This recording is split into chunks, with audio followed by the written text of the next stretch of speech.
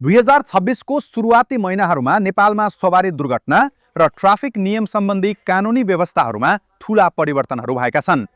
विशेष गरी 2026 अप्रिल 30 वैशाख 17 मा सर्वोच्च अदालतले एउटा ऐतिहासिक फैसला गर्दै ट्राफिक प्रहरीले चालकको अनुमति पत्र, लाइसेन्स, ब्लू बुक वा गाडीको सातो दफत गर्न नपाउने आदेश दिएको छ। अदालतले यसलाई अधिकारको दुरुपयोग भन्दै अबदेखि जरिवाना गर्दा कागजात भौतिक रूपमा लिनुको साटो 24 घण्टे पूर्जी वा नागरिक एप मार्फत डिजिटल अभिलेख राख्नुपर्ने स्पष्ट पारेको छ। यसका साथै नयाँ सवारी तथा यातायात व्यवस्था ऐन मार्फत दुर्घटना गराउनेहरू विरुद्ध सजाय थप कडा बनाइएको छ, जसमा नियतवश ज्यान मारेमा जन्मकैद र लापरवाहीका कारण मृत्यु भएमा 3 देखि 12 वर्षसम्मको जेल सजाय र 1 लाख रुपैयाँसम्म जरिवानाको व्यवस्था गरिएको छ।